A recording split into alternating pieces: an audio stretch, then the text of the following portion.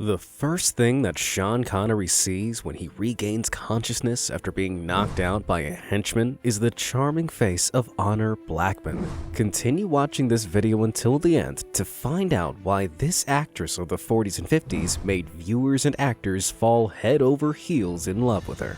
Honor showed an interest in performance ever since she was young.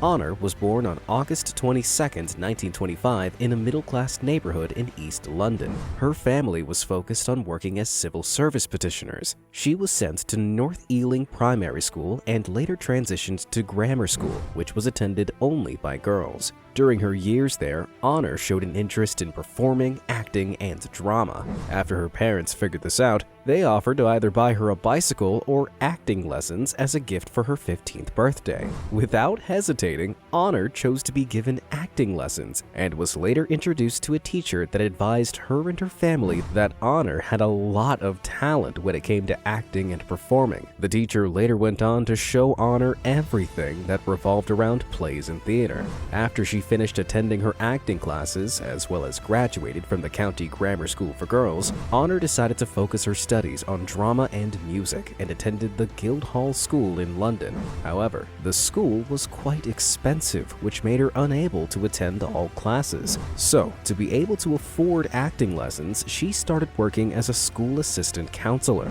How she ended up making her first professional debut. When Honor was in her early 20s, she got offered a couple of second-hand roles in films that were directed by J. Arthur. This experience let her work alongside actor Dirk Bogarde. One of the first roles with him was in the 1948 episode called The Alien Corn from the Quartet, where she acted like a desperate woman trying her best to motivate her husband to become a successful pianist. 1 year later, Honor then headed off to play in the film A Boy, a Girl, and a Bike, where she was given the title role of Susie Bates. This movie received a lot of positive feedback from critics and gave Honor recognition in the film industry. She then continued her acting career by appearing in a film that was dedicated to the Titanic tragedy of 1912 called A Night to Remember. Here, she acted as one of the first-class passengers that refused to leave the sinking Titanic without finding her husband. The actress would become one of Norman Wisdom's love interests during the time she was acting in The Square Peg. In the film, she played a secret agent during a Second World War farce. And in 1963, she appeared in The Argonauts, where she acted as a Greek goddess on the top of Mount Olympus. This was her last pre-Goldfinger film role, where she had yet to gain global recognition.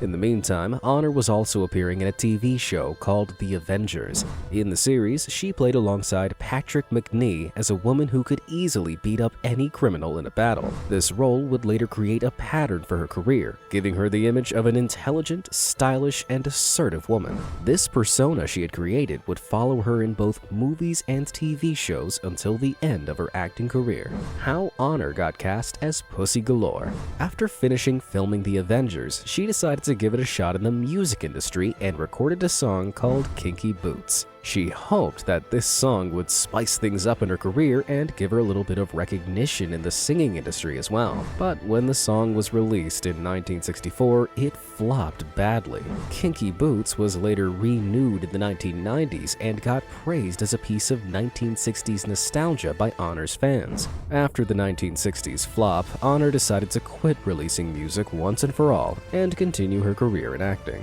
The actress went on to audition for the James Bond movie in the role of Pussy Galore. Thanks to the recognition she had gained from appearing in the Avengers TV series, she got accepted into playing the role. She later revealed that while she was acting in the movie, she was aware that her character was a lesbian in the original comic books. This led her to be bedded by Bond soon afterward.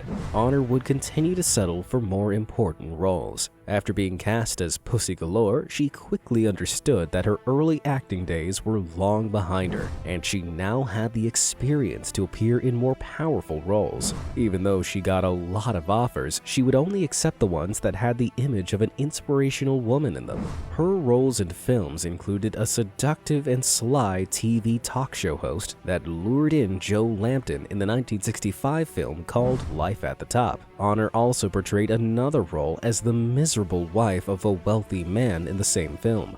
The actress later appeared in a 1968 film called Shalako, which was considered a mediocre British Western. In the film, she played alongside Stephen Boyd, but even though the movie was considered to be a flop, it did have some of the most powerful actors of that time, including Sean Connery and Brigitte Bardot.